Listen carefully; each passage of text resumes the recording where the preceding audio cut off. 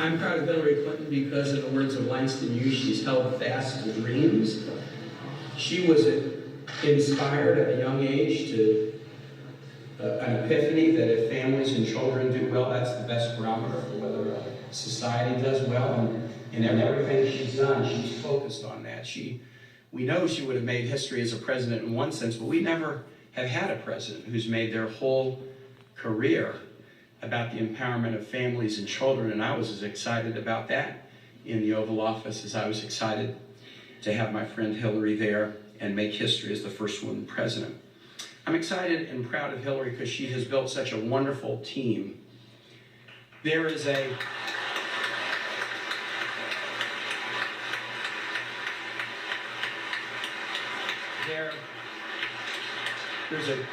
beautiful and kind of comical parable in the New Testament about a vineyard owner who hires people to work and says, and I'm going to pay you this for a full day. Then he hires people at noon, I'm going to pay you the same thing for the half day. Then he hires people 1 hour before, I'm going to pay you the same. And those who started earlier today said, hold on, we don't like this, that you're treating everybody who came late just as well as you're treating us. I'm going to tell you something. Here's what I've come to know so well about Hillary. The team that she has assembled over the years of people that are so deeply loyal to her because she's so deeply loyal to them is inspiring. But I've seen that same degree of loyalty and compassion and sensitivity extended to the most recent folks who have joined the team, the folks who came to the vineyard with just 1 hour to go.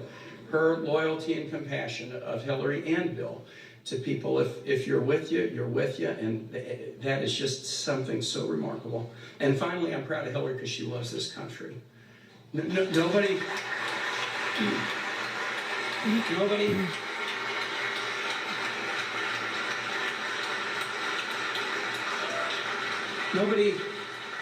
had to wonder about Hillary Clinton whether she would accept an outcome of an election in our beautiful democracy. Nobody had to ask that question.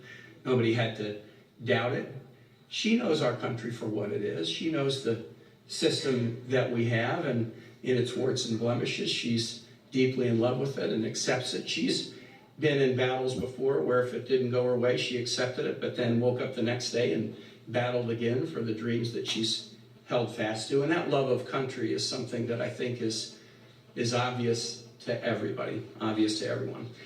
I want to thank Hillary Clinton for asking Ann and I to join this wild ride. We, about a week before she asked if I would be her running mate, Ann and I went up to Westchester and we sat down with Hillary and Bill and with Chelsea and Mark and with Charlotte and Aiden for about 3 hours of conversation to try to determine whether we would be the right people to be on the ticket. And when we got in the car to head back to the airport after the 3-hour discussion, I said to Ann, honey, I don't know whether we're going to be on this ticket or not, but I do know this. We're going to remember that 3 hours for the rest of our life.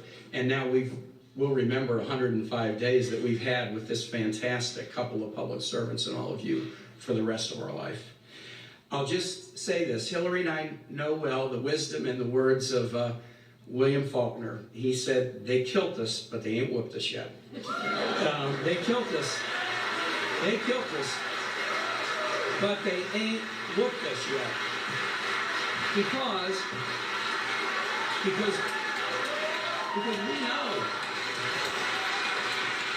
we know that the work remains.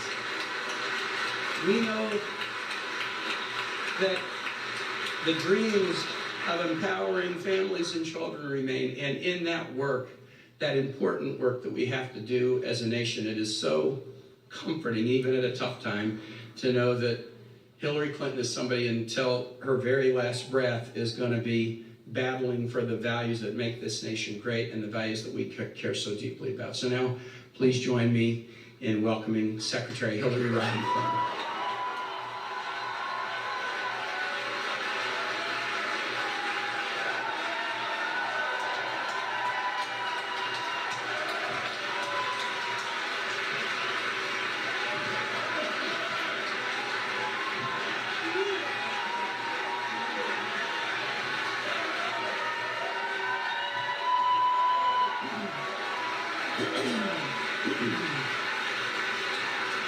Thank you.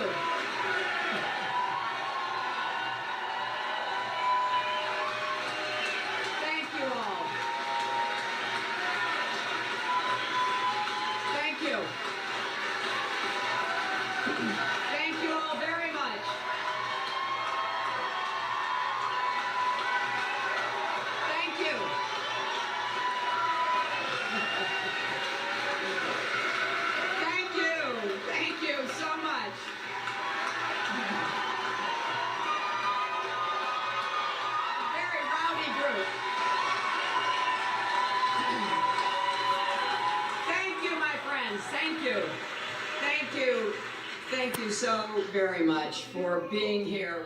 And I love you all, too. Last night, I congratulated Donald Trump and offered to work with him on behalf of our country. I hope that he will be a successful president for all Americans. This is not the outcome we wanted or we worked so hard for, and I'm sorry that we did not win this election for the values we share and the vision we hold for our country. But I feel pride and gratitude for this wonderful campaign that we built together, this vast, diverse, creative, unruly, energized campaign.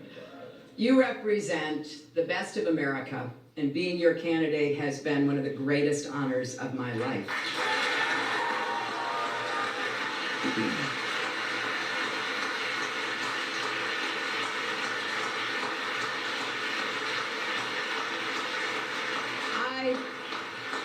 I know how disappointed you feel because I feel it too.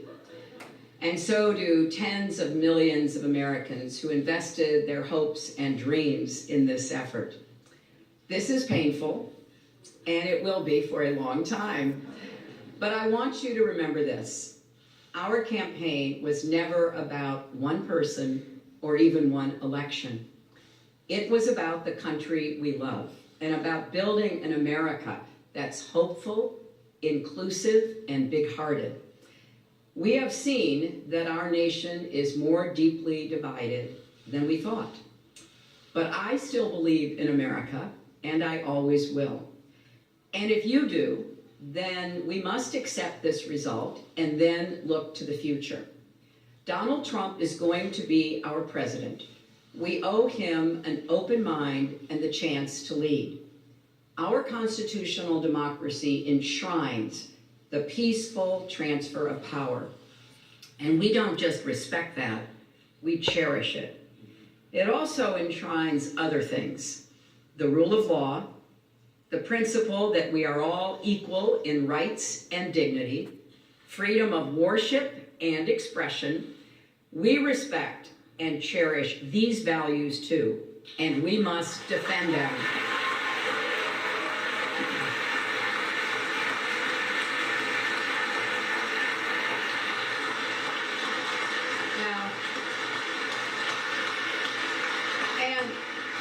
And let me add, our constitutional democracy demands our participation, not just every 4 years, but all the time. So let's do all we can to keep advancing the causes and values we all hold dear, making our economy work for everyone, not just those at the top, protecting our country and protecting our planet, and breaking down all the barriers that hold any American back from achieving their dreams. We spent a year and a half bringing together millions of people from every corner of our country to say with one voice that we believe that the American dream is big enough for everyone, for people of all races and religions, for men and women, for immigrants, for LGBT people, and people with disabilities, for everyone.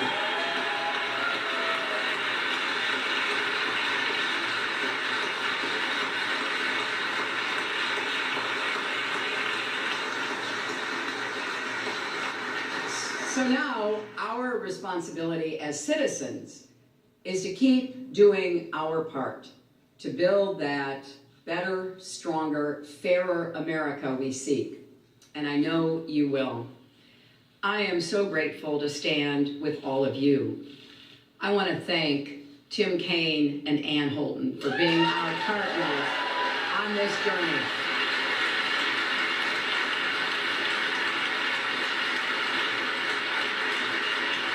It has been a joy getting to know them better, and it gives me great hope and comfort to know that Tim will remain on the front lines of our democracy, representing Virginia in the Senate.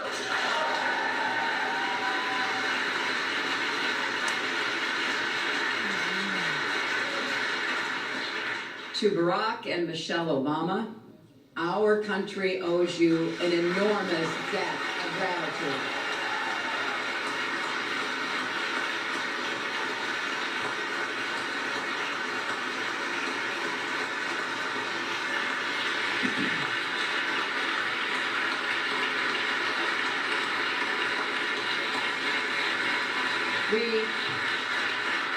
We thank you for your graceful, determined leadership that has meant so much to so many Americans and people across the world. And to Bill and Chelsea, Mark, Charlotte, Aiden, our brothers and our entire family, my love for you means more than I can ever express. You crisscrossed this country on our behalf and lifted me up when I needed it most, even 4-month-old Aiden, who would travel with his mom. I will always be grateful to the creative, talented, dedicated men and women at our headquarters in Brooklyn and across our country.